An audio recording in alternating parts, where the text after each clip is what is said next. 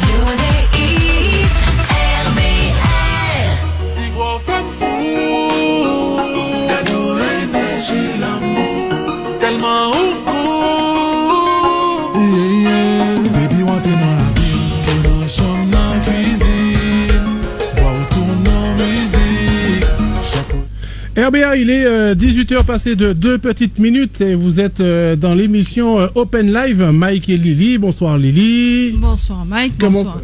Comment vas-tu Lily? Ça pourrait aller, ouais, très pressé. Ça pourrait aller mieux. Un peu de fatigue, mais ça pourrait aller mieux. Bonsoir à tous nos auditeurs et auditrices de l'émission Open Live.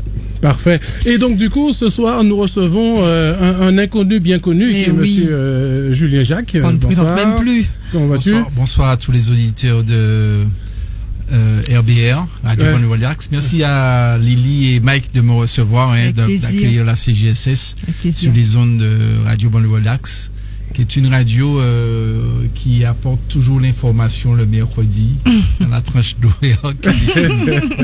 Voilà. C'est exactement ça. Donc, Julien Jacques, vous le connaissez déjà puisqu'on l'a reçu à moult reprises dans l'émission Open Live.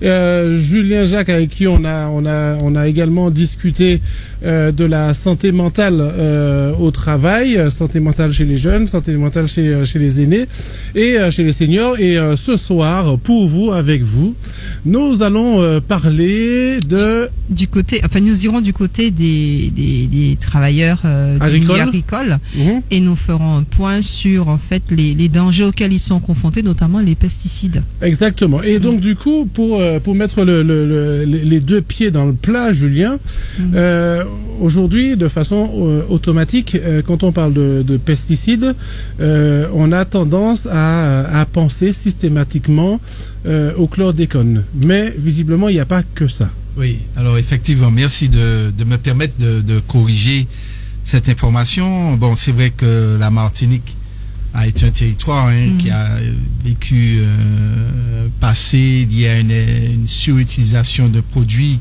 qui étaient normalement arrêtés dans son utilisation, qu'on a utilisé au-delà d'une certaine date, qu'on appelle le chlordécone. Exactement. Alors, quand on parle de pesticides, on ne parle pas que de chlordécone.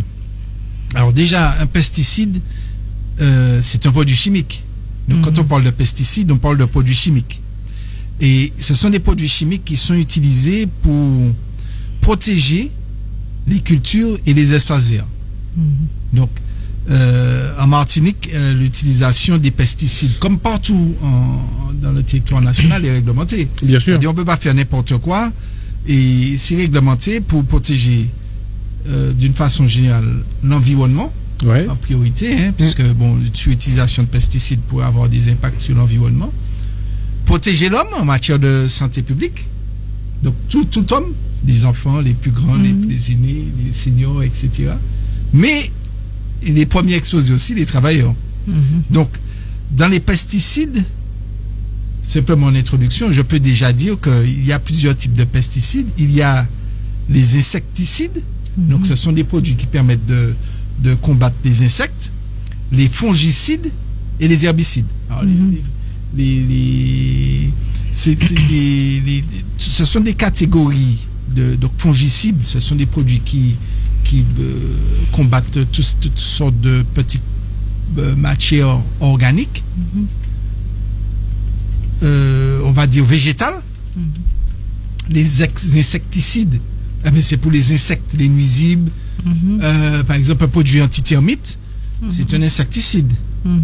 Il y a aussi les raticides. Les raticides, les produits que l'on met à tous les niveaux, qu'on voit les entreprises de désinsectisation et d'ératisation qui utilisent. Et puis, il y a aussi l'herbicide. L'herbicide, parce que on a tendance à vouloir détruire les mauvaises herbes quand on fait de la culture, et des fois, on utilise des produits chimiques. Alors, ces produits sont toujours utilisés dans l'agriculture. Toute personne qui travaille dans le secteur agricole, même qui travaille chez lui, dans l'agriculture, utilise ces produits-là. On utilise tous des herbicides ou des insecticides. En fait, quand on a une maison sur un terrain, et des fois même quand on est dans un appartement, on peut utiliser des produits pour combattre les rats. Donc, Et tous ces produits entraînent une pollution. Pollution pour l'environnement, pollution de l'eau et des sols. Alors, le chlordécone est un produit à forte rémanence. C'est-à-dire que le chlordécone, pourquoi il est dangereux pour l'environnement, c'est que c'est un produit qui a du mal à se dissoudre. Donc, ça veut dire qu'une fois qu'il est dans l'environnement, on ne peut pas le retirer comme ça. Et donc, ce produit qui a du mal à se retirer, eh ben, il s'est un peu déversé un peu partout, dans les terres, à proximité des zones marines, nautiques, etc. Et donc, il est entré aussi dans l'eau. Les nappes phréatiques sont... Donc, le chlordécone est un produit... Donc, c'est un pesticide à forte rémanence, mais c'est en plus un perturbateur endocrinien. Ça veut dire que c'est un produit qui a tendance à aller à agir sur on va dire, les organes mous, et particulièrement l'endocrine, qui est un organe qui génère les hormones. Voilà. Donc, les pesticides ont un impact sur la biodiversité, comme je le disais, mais présentent un risque fort, que ce soit les pesticides ou les perturbateurs endocriniens, présentent un risque fort pour l'homme. Alors, les perturbateurs endocriniens, la réglementation évoluée, les produits chimiques, on arrive à les identifier au travers des étiquettes. Ça, les produits dangereux pour l'environnement, produits toxiques, produits inflammables, etc. Donc, dedans, on pourra bientôt identifier, parce que la réglementation qu'on appelle CERICH, c'est une réglementation spécifique qui est européenne. Cette réglementation va intégrer davantage l'étiquetage des perturbateurs endocriniens. Ça veut dire que donc c'est un étiquetage qui sera pour le domaine public et professionnel. Voilà. Donc, on pourra mieux identifier les risques des produits, donc qu'ils soient chimiques ou perturbateurs endocriniens, et donc utiliser des produits beaucoup plus sains. Alors maintenant, il faut savoir que face aux pesticides, il y a des moyens de prévenir les pesticides. Parce que donc la meilleure manière de prévenir l'utilisation des pesticides, c'est d'avoir une logique d'agriculture, puisqu'on utilise ces produits-là essentiellement pour produire des denrées, des produits, etc. D'avoir une logique d'agriculture biologique. Donc l'agriculture biologique, par exemple, quand vous voulez, ceux qui font de la banane, que l'herbe pousse au pied des régimes de banane, vous prenez les feuilles, vous les mettez au pied du régime, et donc l'herbe ne pousse pas.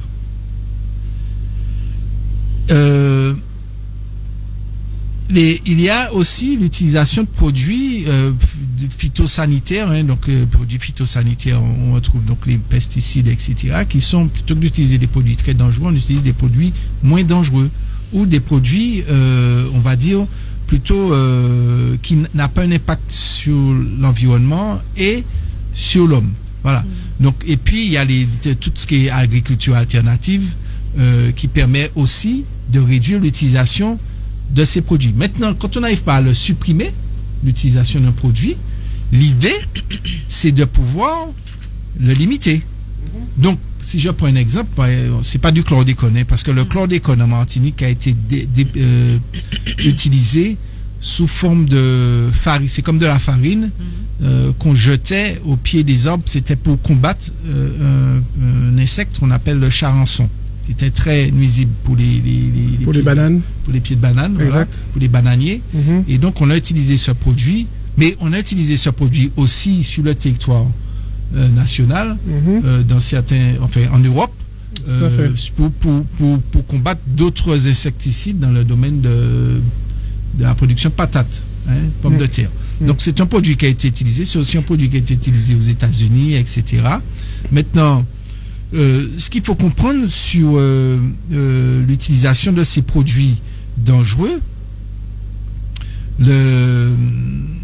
on a toujours la possibilité de prévenir l'utilisation de ces produits en supprimant, c'est ce que je disais, le produit, c'est ce qui a été le cas pour le chlordécone, mais quand c'est pas le cas, en limitant l'exposition des gens. Pour prendre un exemple, alors le chlordécone qui a été posé à la main, il y a d'autres produits qui ont été épandus par voie aérienne. Donc c'est d'épandage aérien. Et aujourd'hui, par exemple, on peut limiter en avion, c'est toujours imprécis, que ce soit en hélicoptère ou en avion, on n'est pas très précis quand on fait d'épandage. L'avion se déplace vite. Donc l'idée, c'est de pouvoir être sur de la meilleure précision en faisant peut-être dans l'avenir de l'épandage avec des drones. De plus précis, ou encore de l'épandage directement à partir d'engins agricoles. Alors, quand on fait de l'épandage avec un engin agricole, il faut que l'engin soit pressurisé. C'est-à-dire que pressurisé, vous êtes dans l'engin fermé, mais comme il ne faut pas que vous puissiez étouffer, donc il faut qu'il y ait de l'air qui puisse entrer dans la cabine de votre engin. Voilà. Alors, voilà ce que je peux dire essentiellement sur les pesticides. Alors, juste une question, Julien.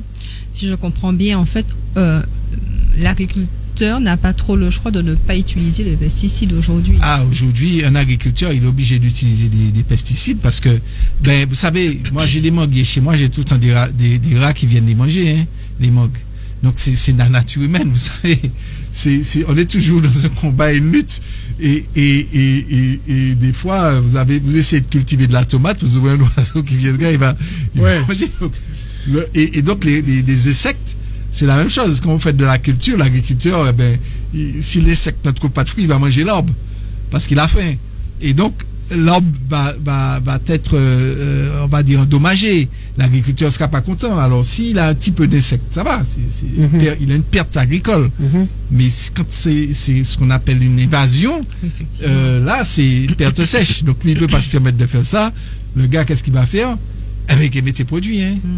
Mais est-ce que, au lieu d'utiliser justement ces produits qui restent quand même un tout petit peu dangereux, enfin voilà, on va y venir. Oui. Est-ce qu'on ne peut pas utiliser, voilà, effectivement, il faut combattre, mais est-ce qu'on ne peut pas combattre avec quelque chose de beaucoup plus sain? Alors, on peut combattre avec des choses plus saines. Par exemple, un exemple, si vous voulez protéger votre agriculture d'un insecte qui a tendance à manger tel type d'aliment, vous pouvez planter autour de votre récolte ce que l'insecte va manger. Donc on essaie de l'orienter vers manger autre chose pour qu'il ne mange pas ce que vous devez produire. Il y a aussi mettre des insectes qui sont qui mangent les petits. Oui, c'est ce que j'allais dire. Donc c'est pour ça qu'on parle d'agriculture raisonnée. Oui, parce que si on se plonge sur la chaîne alimentaire, il y a bien un insecte qui va manger. En fait, c'est comme les poissons. Vous savez, il y a toujours un plus gros poisson qui mange le plus petit. Donc, l'idée, c'est un peu ça. Donc, de réfléchir avec des moyens naturels de lutte sur les nuisibles. Alors, il y a plusieurs moyens. Comme j'ai dit, par exemple, quand vous avez des herbes qui poussent, vous mettez des feuilles plus grandes pour couvrir les feuilles. Et puis, il y a d'autres moyens. Par exemple, vous pouvez utiliser des composts différents. Exact. Des moyens de compostage différents qui sont aussi des produits différents. Alors, tout à fait. Je ne vais pas parler que de choses négatives. Oui, mais on fait une pause. Il n'y a pas de problème. On fait une pause. Je rassure quand même les auditeurs, on va parler de choses très positives. Oh, parfait. Alors, les choses positives après la pub. À tout de suite. RBR 18h19, vous êtes toujours dans l'émission Open Live, Mike et Lily, et ce soir nous recevons monsieur Julien Jacques de la CCSS, avec lequel nous parlons des pesticides en règle générale. Et voilà, donc j'en profite également pour vous rappeler que vous pouvez nous contacter au 05 96 60 00 90 afin de poser à Lily et à Julien l'ensemble des questions qui vous passent par la tête. Lily adore ça, elle attend ça, elle vous attend, elle attend vos appels. Donc appelez-la, appelez-nous au 05 96 60 00 90. Voilà. Avant la pause, Julien, on disait qu'on ne veut pas parler en fait que des choses négatives, mais on va parler aussi des bonnes choses, des bonnes solutions, etc. Voilà. Et que tonton nous disait aussi que il y a des solutions naturelles à travers l'utilisation du laurier et des orties. Oui. Voilà. Effectivement, comme disait mon oncle qui est là sur le plateau qui fait de l'agriculture, il disait qu'effectivement dans l'agriculture on peut utiliser des orties, des orties de laurier de sauce d'ortie pour pouvoir éliminer les vieilles herbes, les boulets. Voilà. Et puis le laurier, c'est pour écarter les insectes. Ou on utilise des fois le. Mais Toto, vous pouvez prendre le micro, micro, casque, allez-y. Les auditeurs sont là. Alors, en fait, pour expliquer que l'utilisation des pesticides, c'est tout le monde, on utilise d'une façon générale ces produits. Maintenant, alors, ce qui est important, et c'est surtout pour ça que je suis venu aujourd'hui, les travailleurs, donc les personnes qui ont travaillé dans le secteur agricole, aujourd'hui, peuvent bénéficier d'une indemnisation. C'est pas quelque chose par rapport au chlordécone qui a été mis en place en Martinique. L'indemnisation. Où il y a très peu de personnes qui ont été indemnisées. Voilà, l'indemnisation par rapport aux pesticides, c'est pas par rapport au chlordécone. On fait des amalgames. Là, on parle de pesticides en règle générale. Général, c'est tous les pesticides. Donc, les gens qui ont travaillé en utilisant des pesticides peuvent prétendre à une indemnisation au titre des maladies professionnelles. Ah, ça c'est super important de...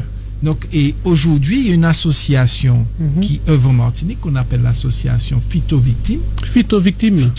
Ok. Vous tapez sur Internet Phytovictimes Martinique, vous allez tomber sur le numéro de téléphone.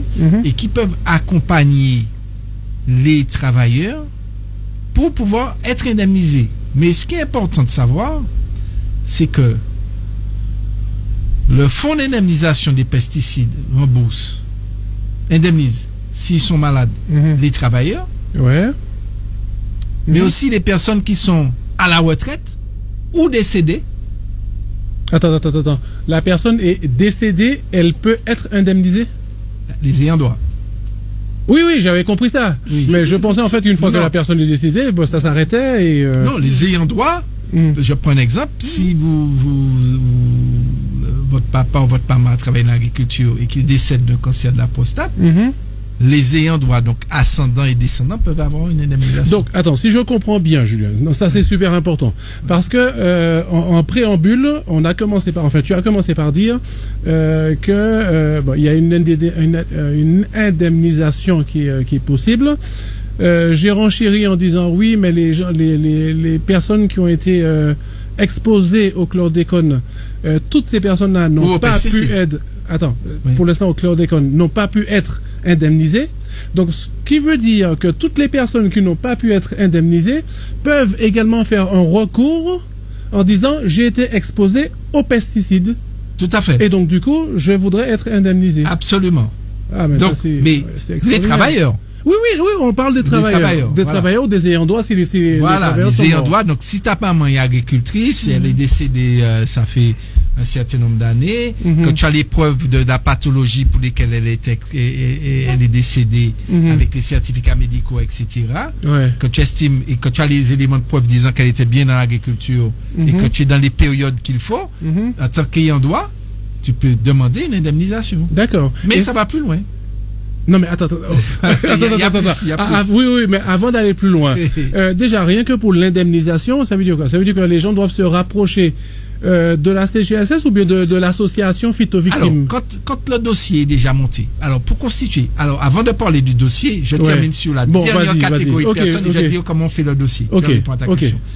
Alors, les enfants aussi des personnes qui ont travaillé dans l'agriculture, s'ils ont développé des troubles de neurodéveloppement, des troubles d'handicap moteur, etc., peuvent être indemnisés parce que ces enfants ont été exposés au moment de la création.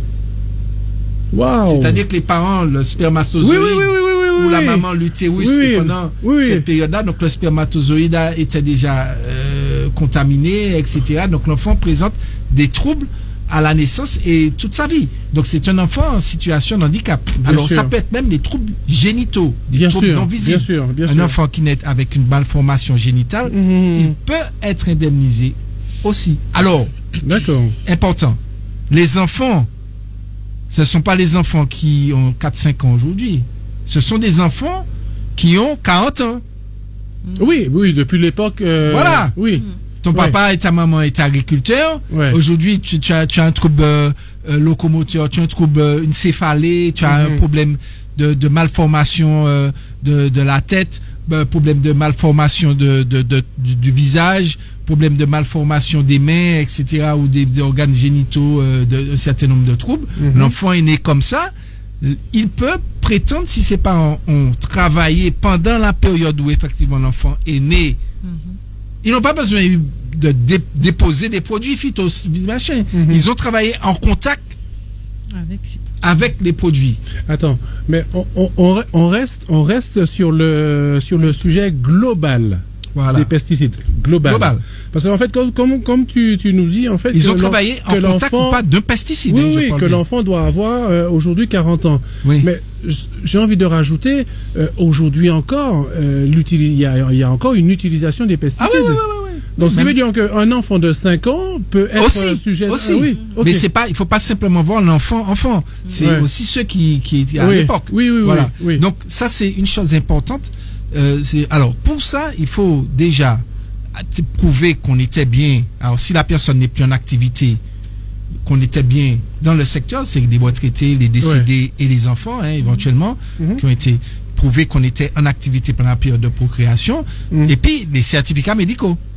Et à ce moment-là, on fait ce qu'on appelle une déclaration de maladie professionnelle avec l'ensemble de ces éléments-là.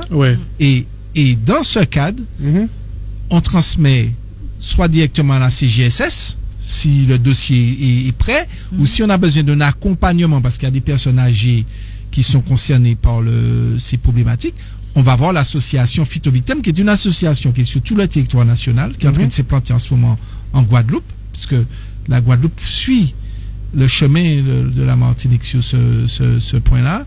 Et l'idée, c'est de pouvoir accompagner les personnes âgées sur le montage de leur dossier ou les parents quand c'est pas évident, etc.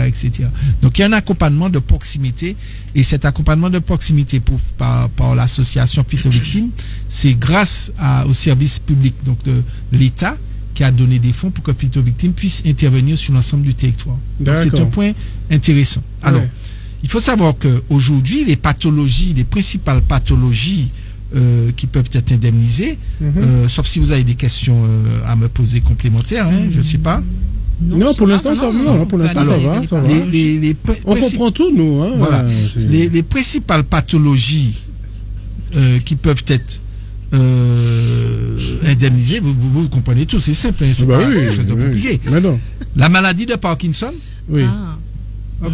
Donc les gens qui ont la maladie de Parkinson, c'est de la tremblade là. Exactement, tout à fait. Donc les hémopathies malignes. Donc hémopathie, c'est les maladies du sang qui malignes, c'est-à-dire bénignes, ça n'a pas de cancer, mais les cancers du sang. Donc c'est les leucémies, etc. Toutes les maladies du sang. Les cancers du sang peuvent être prétendre une indemnisation. Donc il y a les lymphomes non-Hodgkinien, toutes ces choses. Alors, ce qui est intéressant pour notre territoire, le cancer de la prostate. On sait très bien que on a une proportion de cancer de la prostate assez forte dans notre territoire. Et donc, les personnes qui ont travaillé dans le secteur agricole et qui ont eu un cancer de la prostate, qui travaillent ou qui ont travaillé, qui peuvent le prouver, peuvent prétendre à l'indemnisation. Celles qui sont décédées aussi par rapport à ça. D'accord. Donc les ayants droit peuvent demander. Les parents travaillent dans le secteur agricole. Mais il y a des conditions. Je vais rappeler des conditions tout à l'heure. Écoutez bien, mesdames, je vous donne les conditions pour le cancer de la prostate dans un petit moment. Alors, il y a aussi les malformations congénitales, donc c'est ce que je disais pour les enfants, et puis tous les troubles du neurodéveloppement. Pour les enfants. Donc, moi, je vois, des fois, je vais au Lorrain, je vais à Basse-Pointe, je vais dans des communes à des proportions d'agriculteurs assez forts. Je vois des personnes qui ont des troubles. Je me dis, je suis sûr que les parents de ce gars-là ont peut-être travaillé dans le secteur agricole. Et c'est dommage, c'est quelqu'un qui n'a pas fait l'indemnisation. Et je vous assure que l'indemnisation pour les enfants est assez forte. Je vous explique pourquoi. Quelqu'un qui a travaillé dans un secteur agricole, qui était malade, il a été malade peut-être à l'âge de 50, 60, 70 ans. Vous voyez, donc on va prendre en charge la partie où il a eu un revenu important, on va calculer après le revenu, vous voyez, donc on va calculer l'indemnisation à partir de ça. Par contre, un enfant, on va calculer l'indemnisation déjà en fonction de la charge porter les parents. Il y a aussi le fait que l'enfant n'ait pas pu avoir une activité professionnelle, etc. etc. Donc ça peut être très intéressant. Ouais. Hein? Donc c'est pour ça que j'essaie de dire à nos personnes qui sont en Martinique et là, qui sont peut-être dans des situations où ils ont porté des choses difficiles pendant toute leur vie, aujourd'hui, vous avez le droit à cette indemnisation. C'est une prestation auquel vous avez droit. Donc, il faut la solliciter. Alors, oui, vas-y. oui. Je donne tout à l'heure les critères pour la prostate. Oui, non, c'est par rapport à ce que tu viens de dire. Hein, il faut que les personnes effectivement s'orientent plus vers une indemnisation. Mais est-ce que les gens sont au courant en fait? Est-ce que les gens sont suffisamment sensibilisés? C'est toujours cette même question. Y a-t-il des campagnes de sensibilisation alors que le cancer de la prostate, on l'a dit tout à l'heure, c'est quand même assez important chez nous. Mais est-ce qu'il y a des campagnes de sensibilisation? Est-ce que les personnes qui travaillent dans ce milieu voilà, et dans la continuité de la question de Lily, ces mesures d'indemnisation existent depuis quand? Alors, nous, on a, sécurité sociale, service d'État, préfecture, il y a un comité de chlordécone, chlordécone. Donc, il y a toute une stratégie chlordécone qui intègre cette indemnisation. On a essayé de communiquer à l'ensemble de la profession agricole, que ce soit, alors ici c'est plutôt banane, mais pas que la banane, parce qu'on utilise des pesticides dans la canne, on utilise des pesticides dans les maraîchers, on utilise des pesticides dans pas mal d'activités d'irradiation, des insectisations. Donc on a essayé de communiquer. Mais en fait, des fois on entend, mais on n'y croit pas. Donc on essaie de communiquer, mais les gens entendent tellement de choses. Et puis il y a aussi des messages qui sont un peu, qui perturbent. Parce que quand on dit droit à la réparation, à l'exposition chlordécone, etc., le problème, c'est que ça perturbe, parce que là, on est en santé publique. Moi, je ne parle pas de droit à la réparation santé publique, je parle de droit à la réparation santé travail. Oui. Et donc, les gens, quand ils disent, ah ouais, mais il n'y a pas d'indemnisation, etc., il faut un droit à la réparation santé publique, ça a tendance à faire croire à ceux qui ont vraiment le droit d'avoir un doute. Oui. Ouais, mais qu'on fait, j'ai entendu parler de ça. Parce que, vous savez, quand on parle de santé publique, santé travail, les gens ne voient pas la différence. Non. Voilà. Donc, c'est important. Santé publique, c'est pour tout le monde. Santé travail, c'est quand vous avez travaillé dans le contexte qui a généré une exposition à des pesticides. Tout à fait. Vous n'avez pas été obligé de celui qui a appliqué le pesticide. Vous êtes celui vous y avait dans l'environnement de votre travail des pesticides qui volaient sur des feuilles, etc. Vous travaillez sur les feuilles, vous réparez des engins. Quelqu'un qui, par exemple, répare des engins, je ne vais pas citer de marque d'engins, mais des engins agricoles, tracteurs, eh ben, le gars qui va démonter le pneu ou qui va faire un démontage de machin, il est en contact avec le pesticide, puisque l'engin va dans... Donc, c'est quelqu'un, s'il arrive à témoigner du fait qu'il répare les tracteurs et qu'il développe un cancer, il a droit.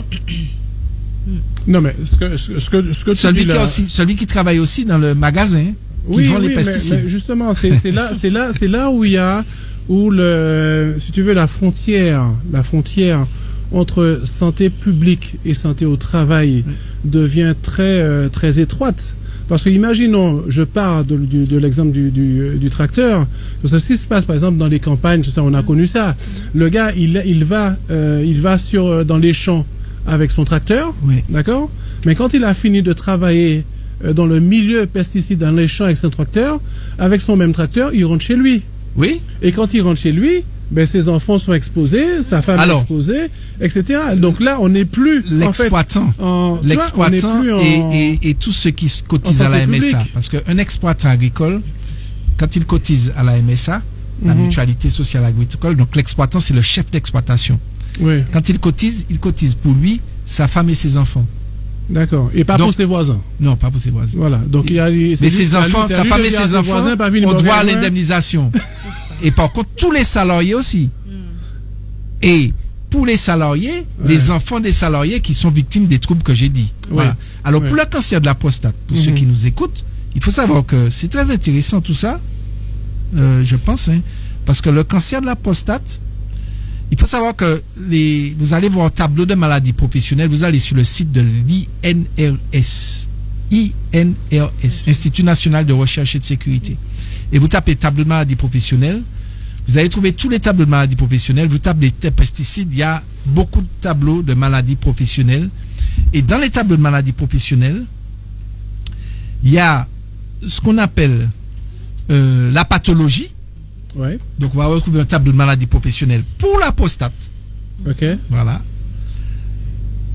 Avec les combats qui ont été menés par tous les agriculteurs de l'Hexagone, ce tableau a été créé en 2021, donc ce tableau récent. Comme à l'époque, le fameux tableau de l'amiante. Oui, Voilà. je me rappelle. Le délai de prise en charge, 40 ans, c'est le plus important. 40 ans, c'est-à-dire que si vous avez cessé d'être exposé à votre travail d'agriculteur, 40 ans après, vous pouvez prétendre. C'est impressionnant. Parce que c'est pas tous les tableaux qui permettent que 40 ans après la cessation d'activité, vous puissiez prétendre à la réparation. Donc c'est quand même un point fort. Vous êtes d'accord avec moi? Alors, oui, mais le meilleur pour la suite. J'ai une question, vraiment le meilleur pour la suite. Oui. Et la durée d'exposition, oui. Alors c'est là que il faut avoir été exposé pendant 10 ans. Oui. C'est-à-dire vous avez été travailler dans l'agriculture pendant 10 ans. Ok. Ou vous avez réparé des engins agricoles pendant 10 ans.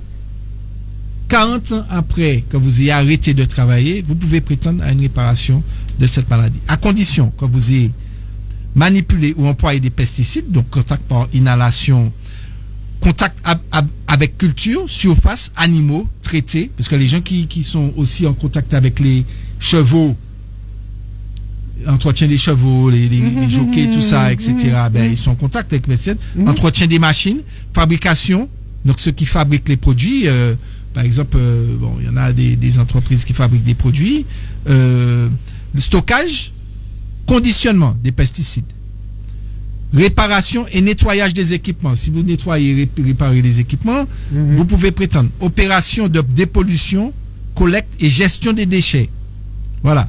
Donc, vous avez droit à cette réparation de pesticides, de la prostate. Et, alors, ce que je vais vous dire est quand même important. Grâce à l'implication forte de Phytovictime en Martinique, madame, j'ai oublié son nom. Bon, donc Phytovictime, je vais vous donner le nom, ça va me revenir tout à l'heure. Élodie. Puis j'ai oublié son nom. C'est Élodie. Bon. Grâce à son implication, c'est en plus une Martiniquaise qui connaît bien le secteur agricole, puisque ses parents travaillent dans le secteur agricole, et qui accompagne socialement les gens sur ce sujet-là. Elle a eu l'occasion de réaliser à peu près un peu plus de 250 dossiers de réparation sur le sujet en Martinique. Essentiellement pour 70% des dossiers qui concernent le cancer de la prostate. Il faut savoir que à peu près, bon, je donne des chiffres à la louche, je ne suis pas précis en fonction de votre salaire, de votre revenu, etc. Vous aurez droit, par exemple, pour un cancer de la prostate qui vous permet de retourner au travail. Vous aurez droit à peu près à une indemnisation d'équivalent de 3 000 € par trimestre. Ah oui, ok. Non, mais justement, c'est la question que je voulais poser tout à l'heure, c'est le montant des indemnisations. Oui, 3 000 € à peu près pour un cancer de la prostate. Un cancer de la prostate qui vous permet de retourner au travail, parce que bon... donc, c'est pour dire que quand même, ça peut être... Ça peut être intéressant. Voilà. Ah, sur la base de revenus, c'est un petit peu moins. C'est bon, j'arrondis pour que les gens aient ça en tête. Mais pour expliquer que en prenant un revenu de base, ça veut dire que si la personne touchait plus qu'un revenu de base, ça peut être très intéressant. D'accord, ok. Vous voyez? Okay. Donc, ça c'est une première chose que je voulais dire. Quand c'est une maladie beaucoup plus invalidante, Parkinson, parce que Parkinson, c'est plus difficile pour vous de retourner au travail. Donc, il y a ce qu'on appelle le taux d'IPP, taux d'incapacité de travail. Le taux d'incapacité. Je ne parle pas du taux d'invalidité qu'on utilise dans la vie de la santé publique pour les personnes qui sont en situation de handicap, qui sont invalides, qui n'ont rien à voir avec le travail. Le taux d'incapacité au travail, qu'on appelle le taux d'IP, P, d'accord, ce taux, c'est lui qui va permettre, c'est-à-dire, c'est quand le médecin de travail vous dit, bon, monsieur, vous pouvez reprendre le travail, mais vous pouvez pas faire ça veut dire que vous êtes en incapacité de travailler dans certains secteurs professionnels. C'est ce taux qui va déterminer votre indemnisation. C'est clair que quelqu'un qui a la maladie, la cancer de la prostate, un taux d'incapacité moins important que quelqu'un qui a une maladie de Parkinson ou bien un cancer beaucoup plus important. Tout à fait. Donc, la personne qui a un cancer beaucoup plus important, qui ne pourra pas reprendre son travail, donc qui est couché dans son lit et qui est complètement alitée, parce qu'elle a un cancer, le taux d'incapacité, alors peut-être elle ne va pas en profiter, mais ses ayants droit pourront en profiter, parce que c'est peut-être que cette personne, alors moi, il faut être aussi très positif mais au moins, cette personne aura droit à une indemnisation puisqu'elle ne peut pas travailler plus forte. Bon, question. Qui peut aller jusqu'à 2000, 3000 euros par mois. Voilà la précision que je voilà la précision que je voulais te demander. Est-ce que c'était un one shot ou bien c'était effectivement une indemnité mensuelle, trimestre. En général versé tous les trimestres. Ok. Donc alors moi j'ai donné pour la prostate à peu près 3000 euros. Oui. Par trimestre pour une maladie plus invalidante comme une Parkinson et autres. On est à peut-être 70% d'incapacité de travailler. L'indemnisation sera peut-être de 1500 à 1500, voire l'équivalent de SMIC par mois. Ok. Ou un peu moins. J'ai pas tous les calculs. Par mois jusqu'à. Oui, jusqu'à sa mort. Jusqu'à sa mort. Ah oui. Ouais, donc c'est à vie, quoi. Oui. Donc, ça, c'est intéressant. C'est ce qu'on appelle une rente. Une rente. La rente, c'est quelque chose qui est versé tous les mois jusqu'à la mort. Non, mais je reste persuadé, et je vais dans le sens de Lily, je reste persuadé aujourd'hui qu'il y a énormément de personnes qui ne sont pas au courant du tiers, du 5e, du 14e de ça que je suis là. Ces informations-là. Mais oui. Il faut que les gens écoutent Radio Bondy Relax. Notamment Open Live. Ah ben oui. Oui. Si je prends sur RBR le matin, mais non, ils ont pas après, sur les montants, je suis peut-être imprécis en fonction des calculs. Mais ça donne une idée sur le sujet. Alors, ce qui est intéressant, grâce à l'implication de Phyto Victime, il faut savoir que 30%, il faut bien retenir ce chiffre-là, 30% des dossiers de reconnaissance de maladies professionnelles au titre du Fonds d'indemnisation des pesticides, 30% de toute la France, c'est la Martinique. Ah ouais. Et il n'y a pas 30% de travail, il n'y a pas 30% d'agriculture de toute la France en Martinique. Mais non. Donc ça veut dire que grâce à l'implication de Phyto Victime, à l'action des services d'État sur ce sujet-là, on a eu beaucoup de dossiers. Mais on souhaite en avoir encore plus.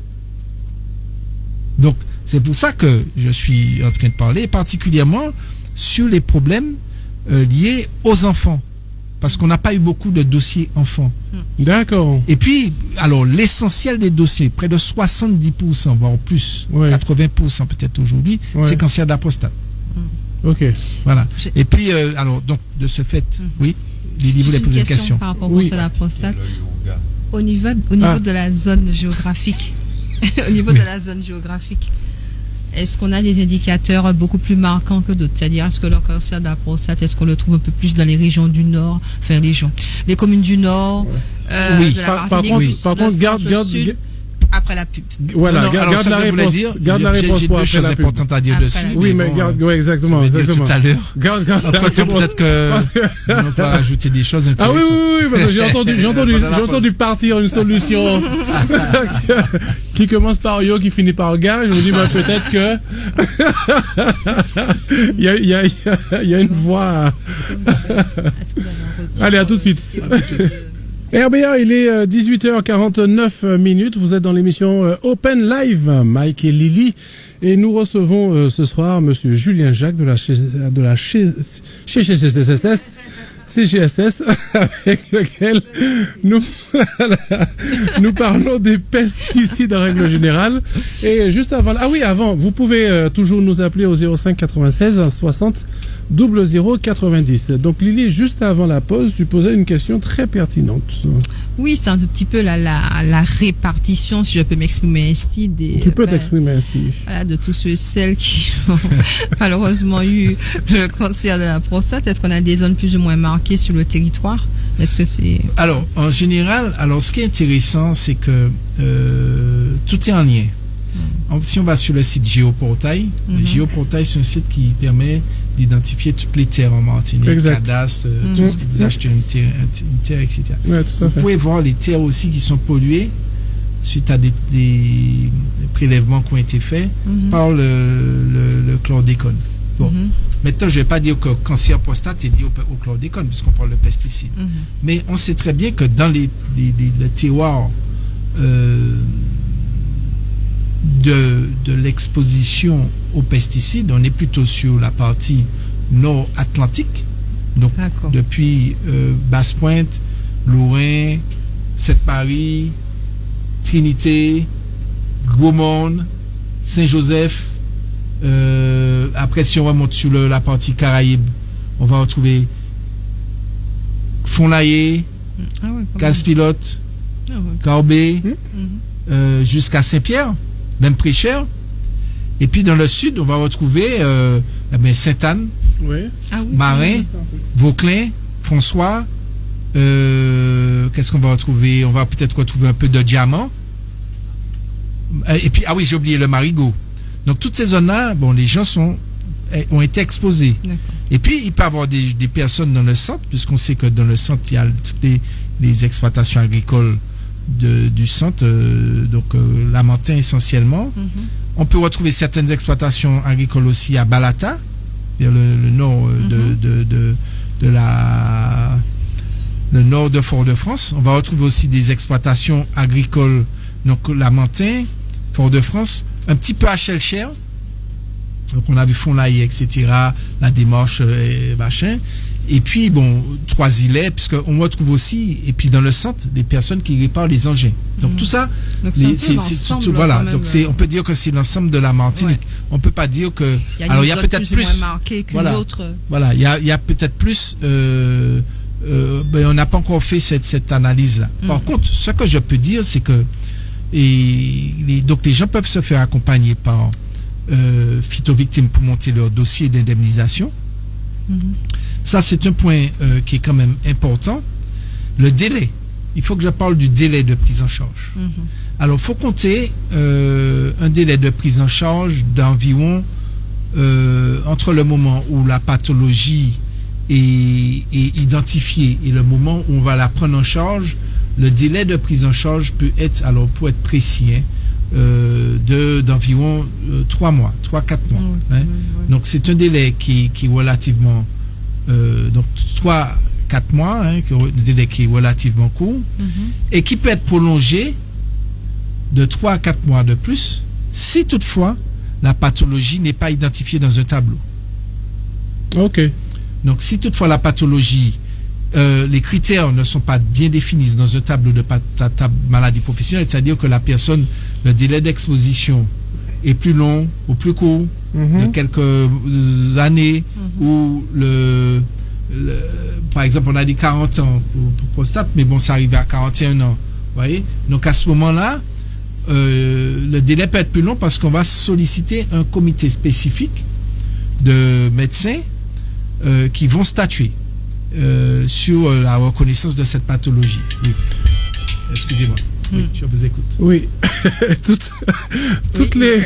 toutes les analyses sont faites ici en Martinique, ou il y a des analyses qui doivent partir à Paris? Alors, très bonne question. Ouais.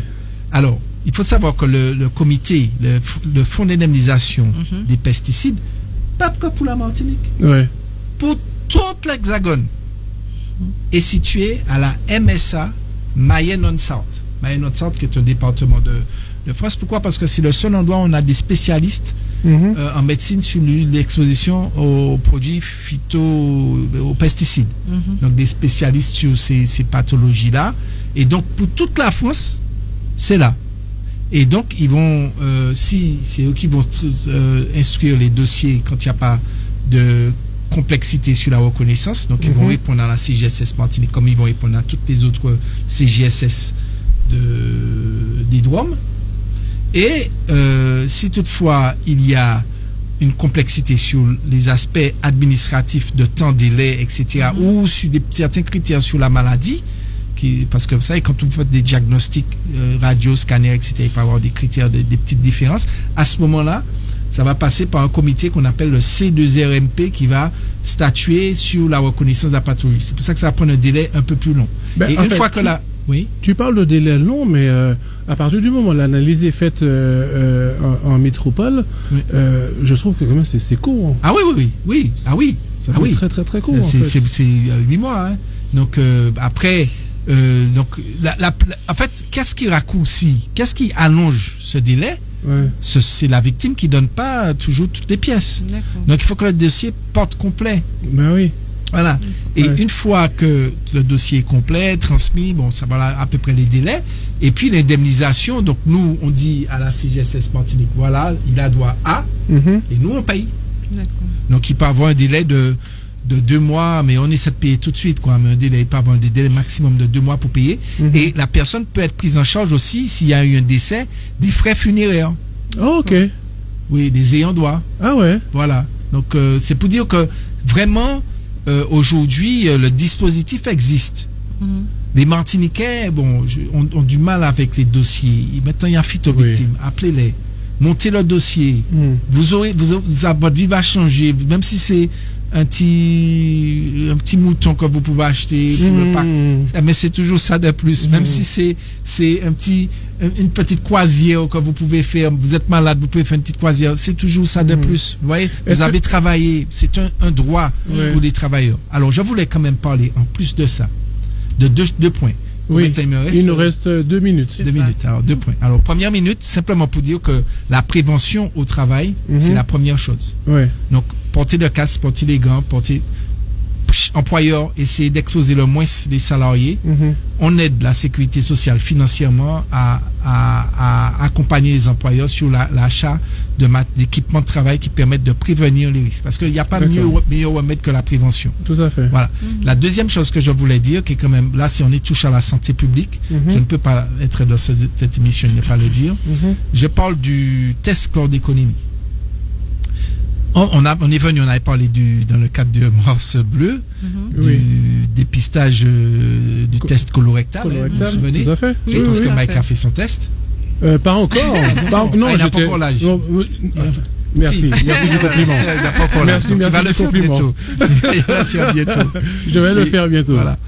Eh bien, il y a aussi, en Martinique, faites le test de chlordéconémie. Ce test de chlordéconémie va vous permettre de connaître votre taux de chlordécone dans le sang. C'est important.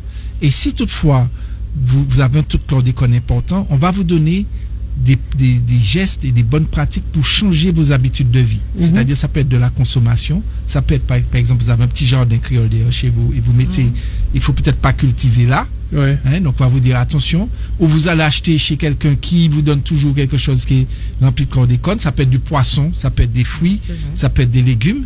Ou ça peut être aussi, si toutefois vous faites le test de chlordéconémie et que vous êtes en train de procréer, vous êtes une femme enceinte, eh bien, à ce moment-là, on va vous dire attention madame, et vous tout de suite ajuster parce qu'il y a un risque. C'est un perturbateur endocrinien. Voilà. Donc je voulais dire à tout un chacun, faites le test, il est gratuit. Vous n'avez pas besoin d'ordonnance, vous allez directement dans un laboratoire, vous demandez à faire votre test de chlordéconémie, on va vous le faire. Voilà. Merci, parfait. Julien. Est-ce qu'il y a un numéro de téléphone pour l'association en question Phytovictime? Rapidement. Je vous le donne tout de suite, si vous permettez. Entre-temps, ça nous permet déjà de remercier tous les auditeurs et auditrices. Tout à fait. Et remercier à nouveau Julien exactement pour cette heure d'information, de sensibilisation auprès des pesticides. Voilà. Et on se retrouve, le temps que Julien retrouve le numéro de téléphone, On se retrouve mercredi prochain. Avec plaisir. Avec plaisir. Attendez, On fera le portrait d'un jeune. Voilà. On fera le portrait de jeune. Restez. Mais vraiment, retrouvez-nous mercredi prochain, 18h-19h, parce que ce sera extraordinaire. Julien, il te reste 3 minutes, 2 secondes, 1 seconde, terminé. Voilà, je vous donne le numéro, c'est maintenant, tout de suite. Alors, c'est le 09 42 26. C'est un portable, vous voyez. Ok, 06 96 42 09 42 26. 09 42 26, c'est un portable. Elodie. Merci beaucoup. Retrouvez tout de suite Eddie pour 2 heures d'ambiance. À mercredi prochain. Merci aux auditeurs. À bientôt. Maintenant, le Flash Info sur RBR. Bonsoir à toutes et à tous. Nouveau drame en Martinique.